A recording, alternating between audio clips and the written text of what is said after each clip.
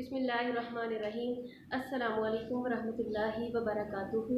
उम्मीद करती हूँ तमाम स्टूडेंट सेहत और ईमान की बेहतरीन हालत में होंगे।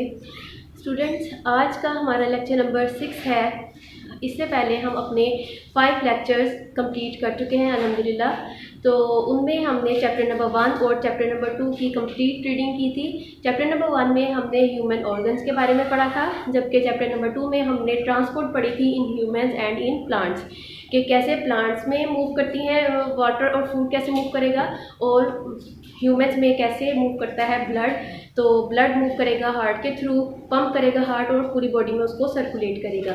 जबकि प्लांट्स में हमने जाइलम वेसल्स पढ़ी थी जो वाटर को मूव करवाती हैं, और फ्लोइंग पढ़ी थी जो फूड की मूवमेंट को सप्लाई करती हैं one part two all other parts. तो आज हमने पढ़ना है चैप्टर नंबर 5 जिसका नाम है वाटर। वाटर के पानी हमारी ज़िंदगी में इसकी क्या अहमियत है, हम किन किन जगहों पे पानी का इस्तेमाल करते हैं, और ज़िंदा रहने के लिए पानी कितना ज़रूरी है हमारे लिए, और हम इसके सोर्सेज पढ़ेंगे, इसके ज़राए कौन से हैं कि कहाँ कहाँ से हम पानी को इस्तेमाल करते हैं, लेते हैं और इस्तेमाल करते हैं। इसमें इम्प्योरिटीज़ हैं जो इम्प्योरिटीज़ ऑफ वाटर के, इसमें अगर आलूदगी आ जाए तो पानी को इम्प्योर वो कैसे करेंगे, और आगे हमने सोर्स ऑफ वाटर पोल्यूशन देखना है कि ऐसी वो कौन सी चीज़ें हैं जो वाटर को गंदा कर रही हैं। तो हम स्टार्ट करेंगे अपना लेक्चर। तो स्टूडेंट्स, आपने लेक्चर स्टार्ट होने से पहले अपनी साइंस की बुक जो अपने सामने रखनी है, ताकि लेक्चर के साथ साथ आप रीडिंग भी करते रहें और आपको पता चलता रहे कि टीचर कौन से पेज का आपको लेक्चर दे रही हैं। तो आज आपने chapter number 5 water, page number 47 open करना है। तो हमारा जो टॉपिक है वो है वाटर। जो वाटर है ये मोस्ट कॉमन कंपाउंड है on earth and it's atmosphere. हमारी ज़मीन में सबसे इम्पोर्टेंट जो कंपाउंड है वो वाटर है, और वाटर है अर्थ पे और हमारी आबो हवा में।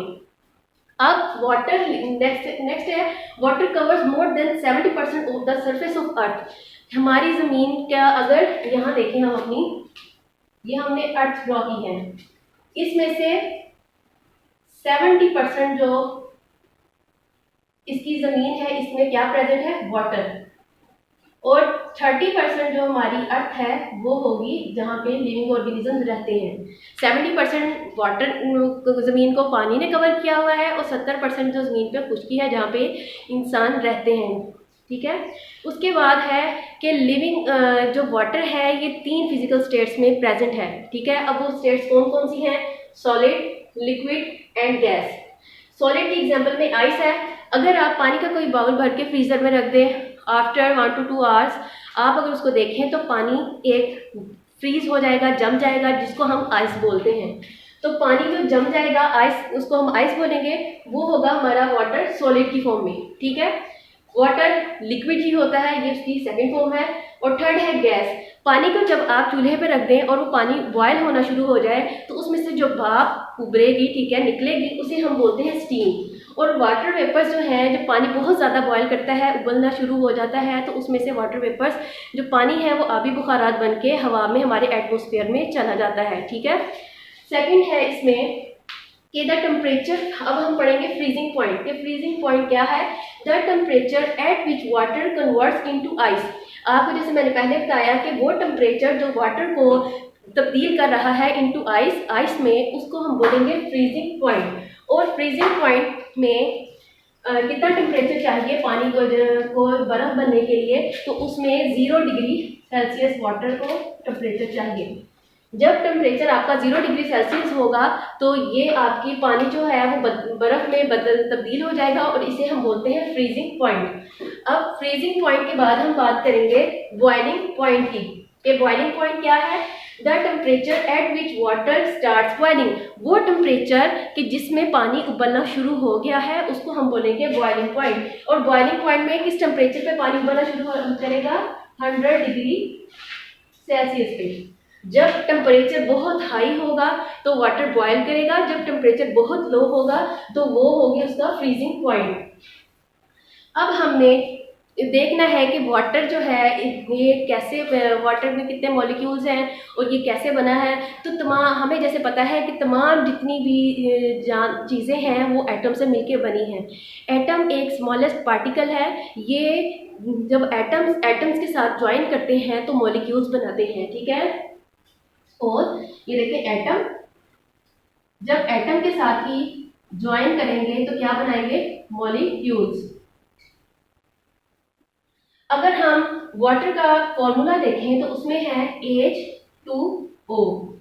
इसका मतलब है H2 का कि हाइड्रोजन 2 है और ऑक्सीजन का 1 मॉलिक्यूल है। इसमें 2 मॉलिक्यूल्स हैं हाइड्रोजन के और 1 मॉलिक्यूल है ऑक्सीजन का। जब ये दोनों हाइड्रोजन और 1 ऑक्सीजन मिलेंगे तो वाटर का मॉलिक्यूल बनेगा, ठीक है।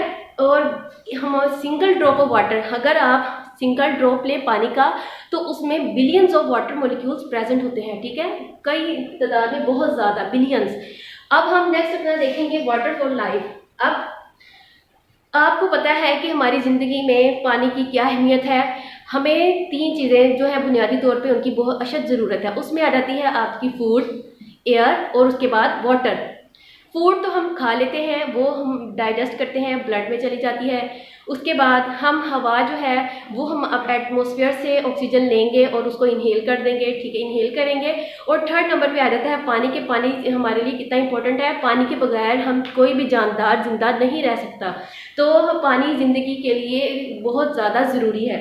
तो जितने भी ज़मीन पे रहने वाले जानदार हैं, ठीक है, प्लांट्स हैं, या हवा में रहने वाले, या समंदर पानी में रहने वाले जितने भी जानदार हैं, सबको पानी की बहुत ज़्यादा ज़रूरत है।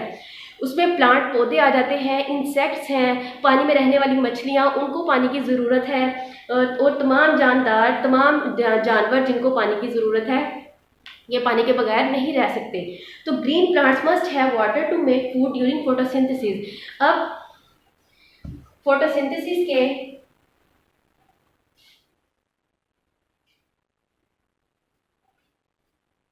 Plants must have, green plants, ठीक है, ग्रीन प्लांट्स की बात हो रही है। Green plants must have water to make food during photosynthesis.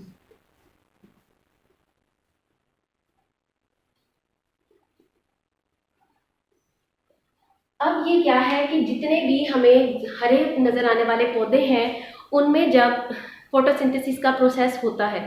अब फोटोसिंथेसिस का प्रोसेस क्या है कि जब सूरज निकलता है उसकी रेज या उसकी वेव्स जो हैं वो पौधों पे पड़ती हैं, तो पौधों में साथ ही प्लांट में, पौधों में साथ ही फूड मेकिंग का प्रोसेस स्टार्ट हो जाता है, ठीक है। उसके लीव्स में उसकी फूड जो प्रिपेयर होनी स्टार्ट हो जाती है। तो इस प्रोसेस को हम फोटोसिंथेसिस कहते हैं। तो जब फोटोसिंथेसिस का प्रोसेस हो रहा होगा उस टाइम भी उसको वाटर की ज़रूरत है। विदाउट वाटर ये भी अपना फोटोसिंथेसिस का प्रोसेस, प्लांट्स, ग्रीन प्लांट्स नहीं कर पाएंगे। उसके बाद है aquatic, some plants and animals live only in water. अब कुछ ऐसे पौधे और ऐसे जानवर हैं जो सिर्फ पानी में ही रहते हैं। अगर पानी से उनको निकाल दिया जाए तो वो सर्वाइव नहीं कर सकते और वो मर जाएंगे। ऐसे प्लांट्स को हम इक्वेटिक प्लांट्स कहते हैं। पानी में रहने वाले प्लांट्स को हम इक्वेटिक प्लांट बोलते हैं, इक्वेटिक प्लांट्स। और पानी में रहने वाले जानवरों को हम इक्वेटिक एनिमल्स बोलेंगे। अब हमने पहले पिछले प्रीवियस लेक्चर्स में पढ़ा है कि पौधे क्या इनहेल करते हैं और इंसान क्या। इंसानों को ज़िंदा रहने के लिए ऑक्सीजन की ज़रूरत है, तो हम अपनी एटमॉस्फेयर से ऑक्सीजन को इनहेल करते हैं, अंदर की जानिब सांस के ज़रिए खींचते हैं और बाहर निकालते हैं हम कार्बन डाइऑक्साइड। जबकि प्लांट्स जो है वो कार्बन डाइऑक्साइड को यूज़ करते हैं और ऑक्सीजन को रिलीज़ करते हैं। अगर हम जो लिविंग ऑर्गेनिजम्स हैं, अगर पौधे ना होते, सिर्फ जानदार होते, ह्यूमन बींग्स होते या दूसरे जानवर होते, तो हमारे एटमॉस्फेयर में कार्बन डाइऑक्साइड बढ़ जाती, क्योंकि हम ऑक्सीजन ही सिर्फ यूज़ करते और कार्बन डाइऑक्साइड को बॉडी से निकालते रहते। लेकिन अल्लाह ताला ने इस सिस्टम को मेंटेन करने के लिए पौधे बनाए ताकि ऑक्सीजन जो है वो इंसान इस्तेमाल करें और कार्बन डाइऑक्साइड जो वो है प्लांट्स वो यूज़ करें, और ये हमारे एटमॉस्फेयर में जो ऑक्सीजन और कार्बन डाइऑक्साइड की जो लेवल है वो मेंटेन रहे। तो जो पानी में रहने वाले एनिमल्स हैं वो ऑक्सीजन जो पानी में होती है उसको डिजोल्व ऑक्सीजन होती है वो यूज़ करते हैं, जबकि इक्वेटिक प्लांट्स क्या यूज़ करते हैं, कार्बन डाइऑक्साइड। ठीक है, तो ये पानी से जितनी भी डिजोल्व कार्बन डाइऑक्साइड होगी ये पानी से प्लांट्स वो लेंगे और इक्वेटिक एनिमल्स ऑक्सीजन पानी से लेंगे। हमारी बॉडी को पानी की बहुत ज़्यादा ज़रूरत है। हमारी बॉडी के अगर 3 पार्ट्स किए जाएं तो 2 पार्ट्स मिलके पानी जो है वो हमारी बॉडी के बनाएगा 2/3 पार्ट्स। अब क्या है, water makes up to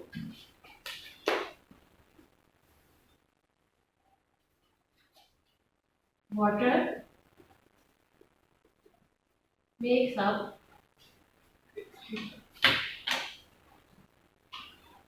up about 2/3 of our body.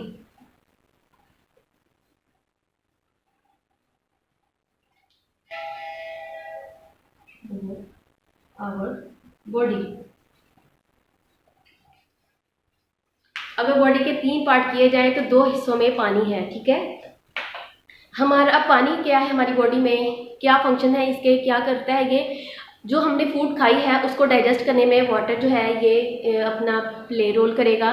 ठीक है, जो बॉडी में हमारे वेस्ट मटेरियल है वाटर इसको भी रिमूव करने में हेल्प करेगा।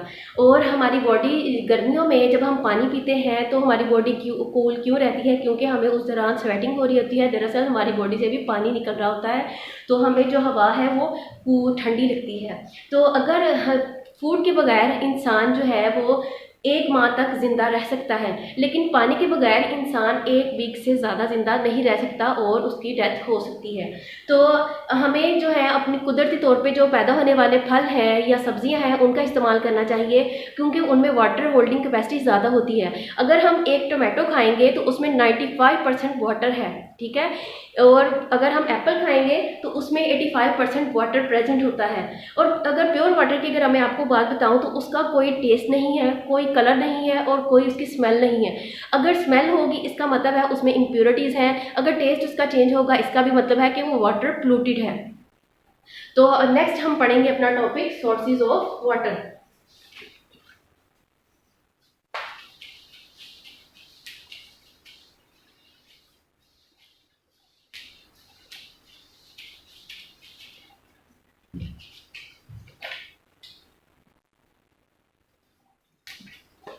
नेक्स्ट हमारा है सोर्सेज ऑफ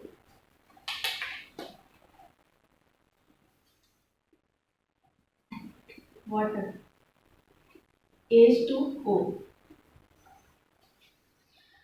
अब पानी के कौन कौन से ज़राए हैं, कहाँ कहाँ से हम पानी को हासिल कर सकते हैं, इसके लिए कि पानी सिर्फ हमारी ज़मीन की सतह पर मौजूद नहीं है बल्कि ज़मीन के अंदर भी पानी मौजूद है। तो सबसे पहले जो उसका पॉइंट है वो है सरफेस वाटर।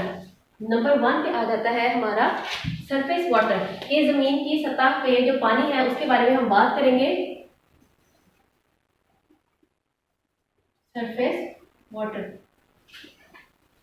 हमारी जो अर्थ है उस पे 97% जो वाटर है वो सरफेस अर्थ पे वाटर है, सरफेस वाटर है। ठीक है, वो कहाँ प्रेजेंट है, हमारे ओशंस पे, बड़े बड़े समुद्रों में। ठीक है, 97% जो वाटर प्रेजेंट है वो कहाँ है, इन द ओशंस। 97% वाटर हमारे ओशंस में प्रेजेंट है और इसका पानी जो है वो नमकीन होता है। और सिर्फ 97 में से अब सिर्फ 3% रह गए। ठीक है, तो सिर्फ 3% जो वाटर है वो प्रेजेंट है इन द एयर में। ठीक है, या अंडर द ग्राउंड, जमीन के नीचे, जमीन की सतह पे नमकीन पानी ज्यादा है ओशंस में। सेकेंड स्टेप में आ जाता है हमारा ओशन वाटर। हमने यहाँ पे पढ़ा कि 97% वाटर हमारे ओशंस में है, तो हम ओशन वाटर की बात करेंगे। ओशन वाटर, ठीक है, कि ओशन वाटर जो है इन जब प्योर वाटर में जिसका कोई टेस्ट, स्मेल और कलर नहीं है, जब उसमें गैसेस डिजोल्व हो जाएंगी या सॉल्ट मिक्स हो जाएगा तो वो ओशन वाटर बन जाएगा। ठीक है, अब जो मेजर गैसेस हैं जो समुद्र के पानी में मिक्स हो जाती हैं उसमें आ जाता है नाइट्रोजन गैसेस। डिजोल्व गैसेस कौन सी है इसमें? डिजोल्व गैसेस, इसमें आ जाता है nitrogen, oxygen and carbon dioxide. और हमने ऑक्सीजन, डिजोल्व गैसेस और सॉल्ट्स की बात की थी, तो सॉल्ट्स में कौन कौन से सॉल्ट्स आ जाएंगे? सोडियम क्लोराइड, इसको हम टेबल सॉल्ट भी बोलते हैं। जो हम घरों में अपना टेबल सॉल्ट, जो हम घरों में नमक इस्तेमाल करते हैं वो आयोडीन होता है या फिर सोडियम क्लोराइड, तो हम ज़्यादा सोडियम क्लोराइड यूज़ करते हैं।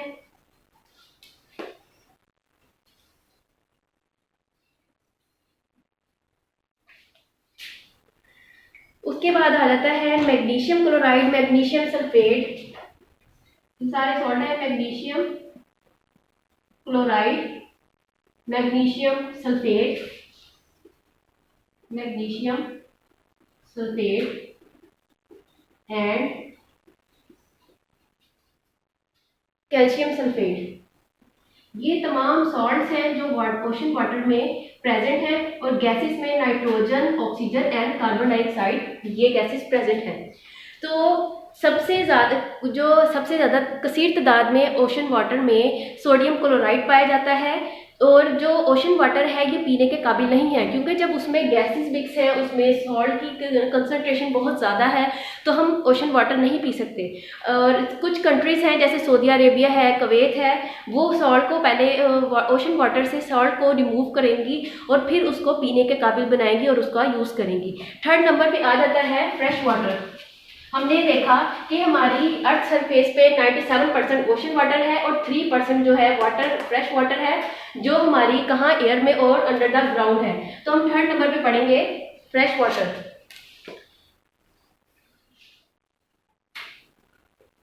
अब फ्रेश वाटर जो है ये आपको फ्रोजन जमा हुआ मिलेगा। जब पहाड़ों पे साल हर साल बर्फ़ पड़ती है और आइस शीट्स बन जाती हैं वहाँ पे, जब वो आइस शीट्स पिघलेंगी तो पानी पहाड़ों से आता है, तो उस जो आइस शीट्स हैं उसको हम ग्लेशियर्स बोलेंगे। ठीक है, पहाड़ों जो फ्रोज़न वाटर है ये हमें ग्लेशियर्स की फॉर्म में मिलता है। पहाड़ों पे जब साल हर साल बर्फ़ पड़ती है तो वहाँ पे आइस शीट्स बन जाती हैं जिसे हम ग्लेशियर्स कहते हैं।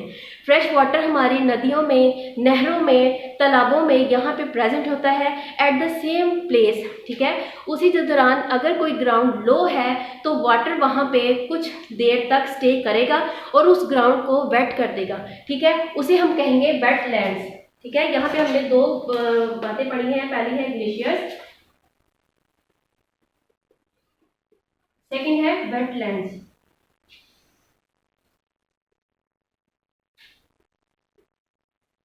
ग्लेशियर्स क्या हैं? जब पहाड़ों पे साल हर साल बर्फ़ पड़ती है तो वहाँ पे आइस शीट्स बन जाती हैं जिसे हम ग्लेशियर्स कहते हैं। और ज़मीन, अगर कोई ग्राउंड लो है और वहाँ पे पानी है तो वो उस ग्राउंड को वेट कर देगा, गीला कर देगा। उन जगहों को हम वेटलैंड्स कहते हैं। और वेटलैंड जो है सिंध के प्रोविंस में कुछ वेटलैंड्स हैं जिसमें पुगरी, कुर और खड़की आ जाता है। और जो वाटर जो है, the water in wetlands move down into the soil. जब वेटलैंड्स में जो वाटर है ये वहाँ पे रहेगा और कुछ क्या करेगा, मूव डाउन हो जाएगा इनटू द सोइल और ग्राउंड वाटर का हिस्सा बन जाएगा। फिर है water beneath the surface of earth. अब हमने पढ़ना है अंडर द ग्राउंड वाटर के क्या है। जब बारिश होती है तो वो पानी recall what happens to rain when it's fall. जब बारिश बरसती है तो उसका पानी जो है अक्सर सड़कों पे आपको नज़र आएगा, तो वो कहाँ मूव करता है, कुछ तो रन ऑफ हो जाता है ऑफ द सरफेस, कुछ सतह से चला जाएगा, और कुछ वहाँ से जब सूरज निकलेगा आबी बुखारात बन के उड़ जाएगा, और कुछ जो है वो ज़मीन दोबारा से उसको सोख जज़ब कर लेगी। ठीक है, the waters that soak into the ground is called ground water. वो पानी जो ज़मीन दोबारा से जज़ब कर लेती है उसको हम ग्राउंड वाटर कहते हैं। और हमारी ग्राउंड जो टॉप लेवल है ग्राउंड लेवल की, ठीक है, वहाँ पे जो पानी है उसको हम वाटर टेबल कहते हैं। जब बारिशें बहुत ज़्यादा होती हैं तो जो वाटर टेबल है ये भी, इसमें भी पानी का जो लेवल है वो इंक्रीज़ कर जाता है, और जब बारिशें कम होती हैं, खुश्कसाली होती है, तो पानी ग्राउंड लेवल से वाटर टेबल से लो चला जाएगा, नीचे चला जाएगा, जिसको हम हासिल करने के लिए कुएं खुदवाते हैं और दूसरी हैंड पंप्स वगैरह लगाते हैं ताकि पानी को दोबारा से पानी ज़मीन की सतह पर लाया जा सके। अब हमने देखना है इम्प्योरिटीज़ ऑफ वाटर, कि पानी में पानी को आलूदा करने वाली ऐसी कौन सी चीज़ें हैं।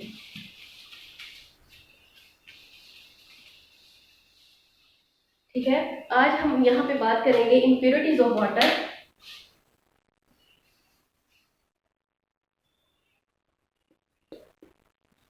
जब पानी में इम्प्योरिटीज ऑफ वाटर, जब पानी में मुज़र सेहत चीज़ें मिक्स होंगी तो वो वाटर को क्या कर देंगी, पोल्यूटेंट। ठीक है, जब हम पानी पीते हैं, पीने के लिए हम साफ पानी का इस्तेमाल करते हैं, लेकिन जब उसमें आलूदगी होगी तो वो पानी पीने के काबिल नहीं रहेगा और हम उसको पी भी नहीं सकते।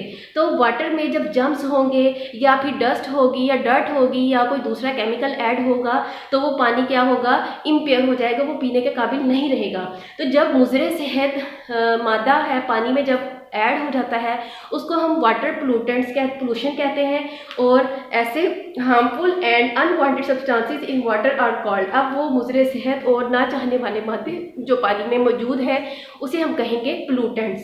ठीक है, अब हम देखते हैं कि डिफरेंट ग्रुप्स में पोल्यूटेंट कौन कौन से हैं जो पानी को गंदा कर रहे हैं। उसमें बैक्टीरिया, वायरसेस, माइक्रो ऑर्गेनिजम्स आ जाता है जो पानी को गंदा करते हैं और हमें बीमार, जब हम वो पानी पिएंगे गंदा तो हम बीमार हो जाएंगे। सेकंड में आ जाता है एसिड, सॉल्ट्स। अब सॉल्ट को आप पानी अगर मिक्स करें तो ये सॉल्युबल है, पानी के अंदर डिजोल्व हो जाता है, इसी तरह एसिड भी पानी में मिक्स हो जाएगा, तो ये भी सॉल्युबल पोल्यूटेंट्स हैं। तो ये क्या करते हैं, जब पानी में सॉल्ट या एसिड होगा तो ये एल्गी की ग्रोथ करते हैं। जब वाटर का लेवल ये है, ठीक है, अगर इसके ऊपर एल्गी प्रेजेंट हो जाएगी तो यहाँ पे एल्गी सारी प्रेजेंट है, और नीचे अगर इक्वेटिक प्लांट्स हैं तो ये क्या करेंगी, यहाँ पे सनलाइट है, सन अपनी रेज जो है जमीन पे भेज रहा है। अब इन इक्वेटिक प्लांट्स को क्या चाहिए, कार्बन डाइऑक्साइड। सन रेज जब इधर आती हैं तो ये एल्गी की जब यहाँ पे ग्रोथ हो गई है पानी के ऊपर, नीचे ये है वाटर, तो ये सनलाइट को यहाँ से ब्लो कर देंगी। सनलाइट जब यहाँ पे इक्वेटिक प्लांट्स तक नहीं आएगी तो क्या होगा, नहीं आएगी तो प्लांट क्या है, उसकी ग्रोथ नहीं हो सकती और प्लांट्स मर जाएंगे। तो ऑयल, प्लास्टिक्स और दूसरे पेस्टिसाइड्स, इंसेक्ट्स को मारने वाले जो जितनी भी वो है पेस्टिसाइड्स हैं, ये भी पानी को गंदा करती हैं। ठीक है, हमारा आज तक का यहाँ लेक्चर था। मैं उम्मीद करती हूँ कि तमाम स्टूडेंट्स को अच्छी तरह इन्होंने समझ लिया होगा। अगर आपको समझ नहीं आई तो इंशाल्लाह हम अपनी ऑनलाइन होम स्कूलिंग में इसको मज़ीद डिस्कस करेंगे और अपनी असेसमेंट शीट्स को भी फिल करेंगे। अपना बहुत ख्याल रखिएगा। अल्लाह हाफ़िज़।